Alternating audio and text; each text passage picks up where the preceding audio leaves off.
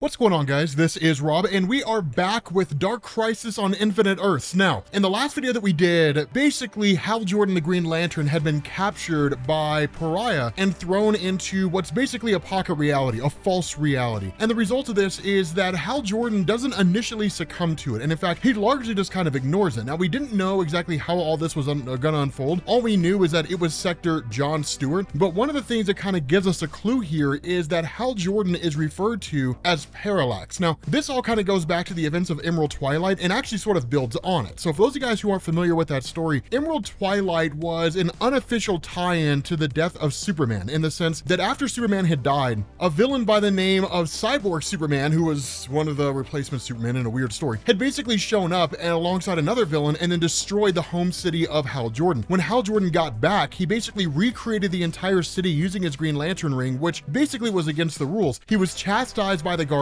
He was kicked out of the Green Lantern Corps. He ended up basically using his ring to kill pretty much all the Green Lanterns and the Guardians of the Universe and started calling himself Parallax. Now, I know there are people who are going to respond and be like, herp-de-derp-derp, fear entity. So here's the thing about this. Jeff Johns came back later on, and what he said is Hal Jordan was not actually calling himself Parallax. He was, but he wasn't. Instead, what had happened is that Parallax, who's basically the fear entity, right? The representative of the Yellow Lanterns, if you want to call it that, had basically been held prisoner in the Green Lantern Central Power Battery. So Hal Jordan had slowly been infected by Parallax. So during the original Emerald Twilight story, when he was calling himself Parallax, it's because he was quite literally possessed, right? So that's what Jeff Johns did in terms of his great big huge retcon. But the important thing here is that's why they're referring to him as Parallax, is because it's a part of Hal Jordan's really Green Lantern history that whether you're talking about the original version or the Jeff Johns retcon, is still a very important part of the character's history. And so what seems to have happened, at least in this alternate universe, we'll learn more about these alternate realities as we go on, that seemingly in this alternate universe, Hal Jordan did go crazy. He did become Parallax. Maybe John Stewart, ended up surviving. Kyle Rayner was made a new Green Lantern, and all this stuff exists as it does now. The reality is we don't really see much of it. Instead, basically Barry Allen comes flying out of nowhere and rescues Hal Jordan. Now, Barry Allen was taken or was saved from his alternate reality prison. That happened, technically the comic says that it happened in the Flash issues 783 through 785. It's really more like 784 and 785. 783 is basically the other speedsters going into the multiverse. 784 is when basically Wally West meets Barry Allen, and then 785 is when Barry Allen is saved by Wally. The way this worked is that when Wally West showed up in Barry Allen's alternate reality prison, Barry thought he was Eobard Thawne, and basically he thought he was Reverse Flash, right? So the two of them started fighting. Now, eventually Wally woke him up to the fact that it is actually Wally, kind of a reverse from what we saw from DC Rebirth when Wally West returned for the first time. Barry remembered him, therefore Wally could be pulled out of the Speed Force, where basically Barry remembers Wally again, and so Wally can save Barry from his alternate reality prison. All of his memories and everything start flooding back. I didn't really cover it because, in all honesty, the Flash tie-in is just an enormous missed opportunity. Literally nothing meaningful happens in that story except that Wally basically fights Barry for a little bit, and like that's it, which is kind of a clickbait title, right? Wally West versus Barry Allen, Flash versus Flash, whatever. But nonetheless, it's one of those cool things because with Barry being here and basically rescuing Hal hadn't really succumbed to the reality yet, so his memories hadn't really been wiped clean or anything along those lines. So basically it's the two of them just kind of trying to find a way out, but more so than that, trying to find the different members of the Justice League, which is really paramount. Now, the next thing we do is switch over to Black Adam, where Black Adam's basically meeting with the Legion of Doom, right? Lex Luthor's villainous group. And initially the Legion of Doom kind of rejects him, but Black Adam literally says, okay, here's one of the things. It's not the first time that we as the villains came together in the absence of the superheroes. Again, referencing the events of Forever Evil, when a Justice League from an alternate reality invaded the main DC universe and the superheroes were defeated, so the villains had to pick up the slack. But initially, they're all just kind of against it, because the reality is, if Deathstroke is running around killing all the superheroes, why would they stop it, right? Like, he's literally doing the job for them. But the response of Black Adam is, it's much bigger than Deathstroke just annihilating superheroes. He's bringing the great darkness. I mean, if it was one of those things where Deathstroke was just like, you know what, all the superheroes gotta die, I'm gonna go ahead and take them all out on my own, you'd get no argument from me there. But in this circumstance, what Black Adam says is like, what Deathstroke is doing is literally leading to the death of all creation, which includes you and me. So we need to band together and find a way to defeat this guy. But before any of that happens, Deathstroke makes his move against the Legion of Doom, which he saw coming, right? He saw this whole situation happening here. And so what you end up getting is Barry and Hal Jordan, who basically race through the multiverse and into the prison of Batman, into his reality. Now, the funny thing about this is that Bruce Wayne, as yes, he's here, is a much darker version of himself than we're traditionally used to. And in fact, it is kind of interesting to a degree because in a lot of ways, Joshua Williamson sort of walks the line that in truth here, we're kind of given this perspective that Bruce Wayne, much like Barry Allen, is trapped in this pocket reality, right? Like literally his imagination creates it. And so he's essentially stuck here because everything that he believes is happening is real. But the other part of this is that Batman is the world's greatest detective. So Joshua Williamson kind of toes that line and kind of giving us a situation, not really in so many words, where it's like Batman does kind of know what's going on, but he likes where he is. And so it's almost like he doesn't necessarily want to leave. Now, of course, Barry and Batman had met before, but Batman had overcome Barry and Barry was forced to flee. And that's why he's grabbed Hal Jordan, and that's why he's brought him back here. And so it is kind of a cool moment because you do have a few things that come together at the same time. The first thing is that you basically have Alan Scott and the Justice Society of America that grab Jonathan Kent, the son of Superman, along with what's basically the Titans, and bring them to the headquarters of Justice League Dark. Now, Justice League Dark, of course, is basically the supernatural version of the Justice League. So that's where you have like John Constantine and all those different characters, right? Swamp Thing and so on and so forth. But again, one of the things that we had covered in the Deadly Green tie-in is that Swamp Thing, Jonathan Kent, and those guys had traveled to meet the Great Darkness. And what they found is the Great Darkness doesn't really have any aspirations to destroy everything. It has no desire to conquer all of existence. It simply just is the absence of everything in existence, but it simply just exists. Like that's literally it, right? It's just a thing that's there. And so what they realize is the Great Darkness isn't actually doing all of this. Instead, it's Pariah who's basically been corrupted, or at least has corrupted the Great Darkness and is using the Great Darkness's power. So if we want to use an example here, Pariah is a drop of ink falling into water, right? Literally, it changes the color of the water. It's tainted the Great Darkness. Now, it is a pretty monumental feat, right? For those of you guys coming from Marvel Comics, it would be like somebody corrupting the one above all, right? Something like it's evil alter ego, if you want to call it that. But basically just a being of insurmountable power that normally doesn't care about good and evil, but now wants to destroy everything because it's kind of been corrupted and twisted and made to believe that that's the way that things are supposed to be. So with the Legion of Doom, of course, you kind of get a few things that happen here pretty fast. For the most part, the Legion of Doom, being led by Deathstroke, is now corrupted by the Great Darkness itself. And so Deathstroke's Secret Six, right, is basically kind of dark villainous team, have all been corrupted by the Great Darkness. Now, while they don't have like an astronomical amount of power, it is enough to amp them up beyond their normal levels. So when you have the Legion of Doom facing off against the forces of Deathstroke, they're for the most part being overtaken quite readily, right? Like literally under any normal circumstance, most of these guys would get crushed by the Legion of Doom because the Legion of Doom is kind of like the anti-Justice League team, right? It has been for decades, ever since its invention in DC Comics, but it's also composed of some of the strongest villains that exist in DC Comics. Sinestro, Lex Luthor with all of his intelligence, so on and so forth, right? These are highly capable people. And so to have someone who's just small beans, right? Small fries, taking out, or at least holding their own against the Legion of Doom, it's pretty impressive. It's a huge deal. And that's when the Legion starts to realize that ultimately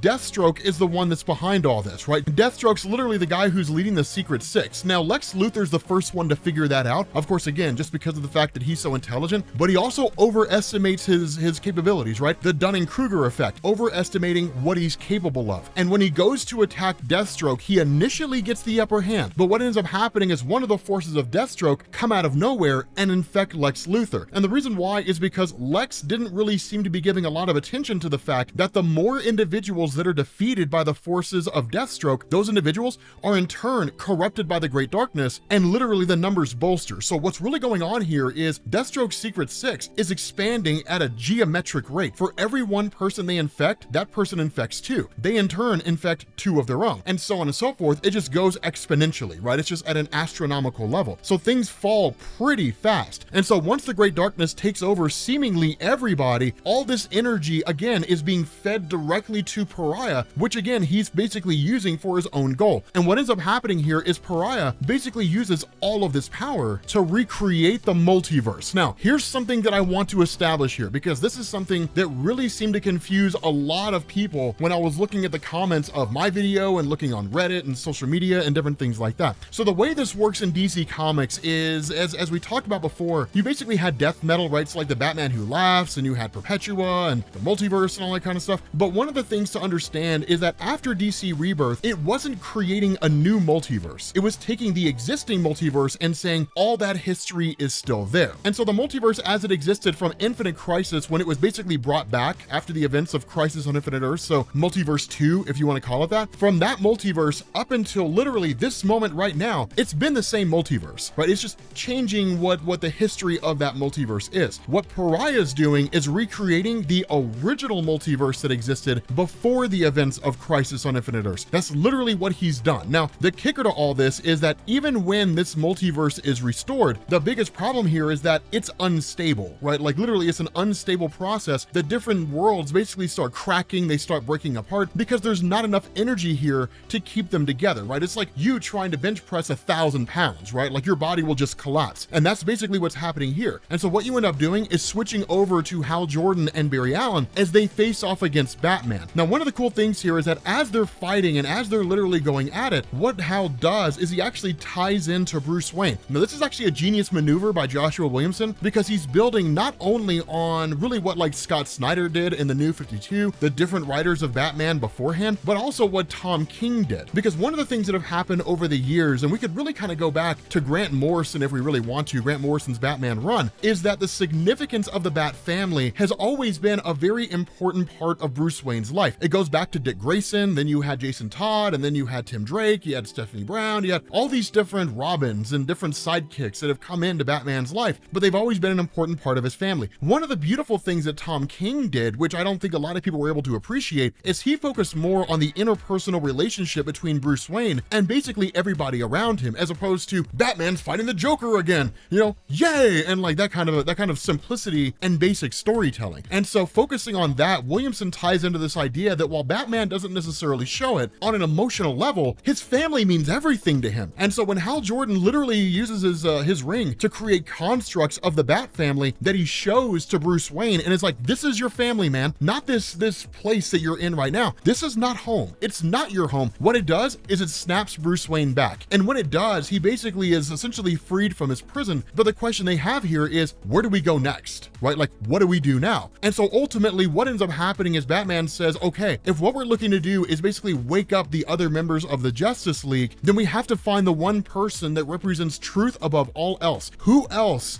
do you know who is an expert in truth, who basically never falls prey to things like this? And so before we end up finding out what that is, we basically jump back to what is in effect the Hall of Justice, right? The former headquarters of the Justice League before they were all whisked away to these alternate reality prisons and held by Pariah. Now, initially you have basically Dick Grayson that brings everybody together, and there is a little bit of concern or question as to whether or not Dick Grayson can be an effective leader. But one of the things that we've talked about in previous videos is the Justice Society of America is the precursor to the Justice League of America. So while the JSA is powerful, I would argue they're not really as powerful from top to bottom as the Justice League. However, their word is highly respected, right? Everyone stops and listens when the Justice Society of America stands up and talks. That's the level of respect they have for them. Not only that, you basically have Alan Scott, the Green Lantern. Sure, he's not the most powerful of the Green Lanterns, but again, it's more about the position he holds than it is the power he possesses. And he actually makes this compelling point here. And what he says is Dick Grayson should be the one to lead this group. And the reason why is because Dick Grayson is, one, the best of us, and two, he's the first person to really leave out from under the shadow of a main superhero and forge his own path. Now, in some ways, this is Williamson kind of hitting it like the actual in-comic book history of Dick Grayson, but this is really more him talking about the significance of Dick Grayson. From a publishing perspective in DC Comics, that is the importance of Dick Grayson. The importance of his character is the fact that he's the one that left the purview of Batman. He's the one that walked away from being a sidekick and became his own superhero.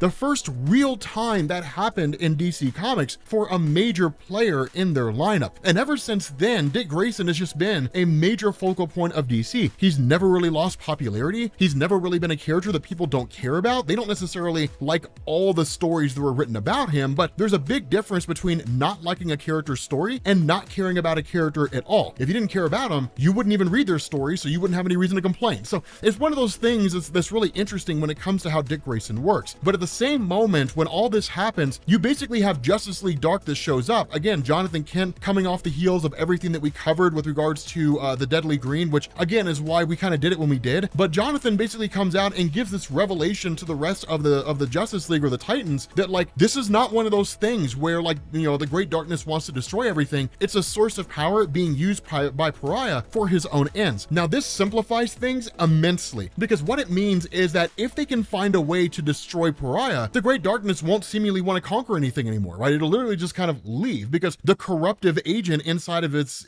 essence has been destroyed, right? It's like destroying a flu or a cold. Your body's immune system just kind of goes back to normal instead of being in hyperdrive, facing off against this foreign body. And so what Dick Grayson also basically establishes here is the reason why they want to bring everybody together is because first and foremost, they have to find a way to defeat Deathstroke. When he first popped up on the scene, he was just a guy taking pot shots at various superheroes in the absence of the Justice League. Now he's formed an immense army that's like a few hundred strong. And so the response of them, of Dick Grayson, is let's get them all here and let's get all the superheroes here. We'll deal with Deathstroke, we'll take him out, and then when that's done, we'll focus on everybody else. And so it really is an amazing moment, because you literally have the Titans that just go lunging into battle against the forces of Deathstroke. It is, by all standards of measurement, even if it's only Earth-based, a pretty significant crisis type event. Under previous instances in DC Comics, whether you're looking at Crisis on Infinite Earths or Infinite Crisis or Final Crisis, to a degree, those events are confined to Earth. That's where most of DC stuff takes place, but it had a much bigger feeling in terms of different people around the universe all facing off against their own threats in some capacity as part of the larger crisis event, which is why this story is really more toned down in comparison to a lot of the past crises that DC's done. But what we end up doing is that while this fight basically breaks out, we switch over to Kent Farm, right? Like the reality where Superman's currently being held prisoner. And the funny thing about this is that kind of off panel, Batman and Hal Jordan and Barry Allen had basically freed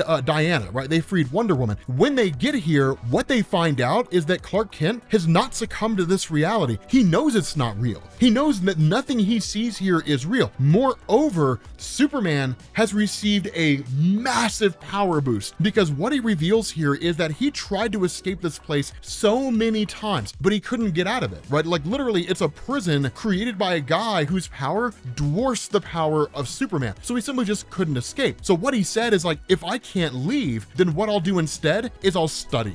And I will learn, and I'll learn everything about this universe that I possibly can. So what Superman had been doing this entire time is basically absorbing all the cosmic energy within this pocket reality. Basically, it's Superman who's been amped up to cosmic levels. This guy possesses the power of a universe, and it's crazy because there's gonna come a point in this story where Superman appears basically in like this perfect moment, and he never would have been able to pull it off had it not been for the massive power boost that he has. But it's literally him running around with an astronomical amount of power. Now, back to what's going on with Pariah. With him doing his whole situation, one of the things to keep in mind is that Hal Jordan entering into or being captured by Pariah was the result of the fact that Pariah had basically what was left of the Green Lantern Corps facing off against his forces. And that fight's still happening, right? Like literally right over there, like 100 feet away from Pariah, you've got like Kyle Rayner and you have all these different Green Lanterns that are facing off against these forces that he's just kind of conjured using the Great Darkness, each of which is a challenge for the Green Lanterns. But as time progresses, Pariah starts to realize how unstable the multiverse is. He starts to realize how unstable and corrupt all of this is. And so one of the things to know, at least as it's being done right now, is Joshua Williamson kind of establishes you have two multiverses coexisting at the same time. Following the events of the original Crisis on Infinite Earths, again, the multiverse was destroyed. During Infinite Crisis, it was brought back. And while DC has kind of alluded to this idea that there are an infinite number of universes, but there's only 52 that we know of, what Williamson is doing here is basically saying there are only 52 universes in the multiverse. But Pariah bringing back the original multiverse basically brings this string of infinite universes that join the existing multiverse, right? So it's infinity plus 52. That's basically what you're looking at here. But again, all this energy and all this power, this multiverse is basically unstable because there's not enough power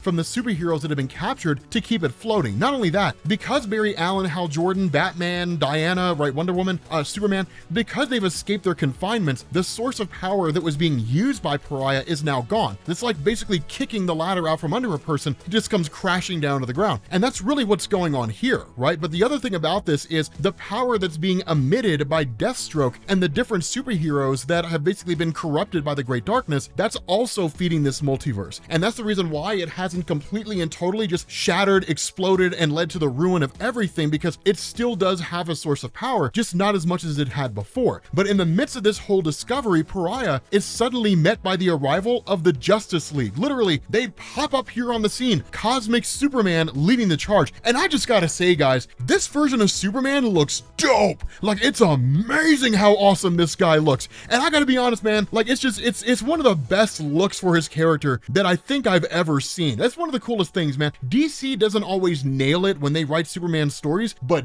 damn it if they don't know how to make a badass costume for that guy. He gets the greatest looks, I think, out of all the different superheroes that exist out there. But one of the things that Pariah basically reveals is, look, here's the thing. The energy that I needed from you guys when you were in your prison was basically enough energy to essentially create this new multiverse in the first place. Sure, you're free of your prisons, but now that the multiverse is here, Deathstroke has his whole campaign. And for every single superhero and supervillain that he defeats on Earth, they become a part of the Great Darkness, and their energy feeds this multiverse. So literally, I'm in no shortage of power. All I have to do is find some way to stabilize this new multiverse that I've made, and the end is nigh. All of you will basically cease to exist. I will destroy and eradicate every single one of you, and that'll be the end of the day, right? That'll be the end of the game. And that's when they come to this realization, there basically is no way to stop all of this. There's seemingly no way to end any of this. It doesn't appear to be the case. Not only that, to make things more complicated here, where you have the Justice League and you have all these different guys who are on the scene, and you've even got that fight going on Earth, there's two things to understand here. The first is that Pariah is enough to take on these members of the Justice League. He defeated them before. There's no reason to believe he can't defeat them again, especially because now he has the entire power of this new multiverse at his disposal, which amps his abilities even further. But on Earth, he basically unleashes the entirety of his dark army on everyone. So now you have Deathstroke, who's basically leading an army with Pariah at the head, along with Doomsday, Darkseid, Necron, the head of the Black Lanterns. I mean, the list goes on and on. And to make things even worse, the Spectre, right, the living embodiment of basically God's vengeance, is here. It's effectively the end times, man. I can't really see a way where they're able to pull off the victory here. But with that being said, guys, we're gonna bring this video to an end. Thank you all for watching, and I will catch you all later. Peace.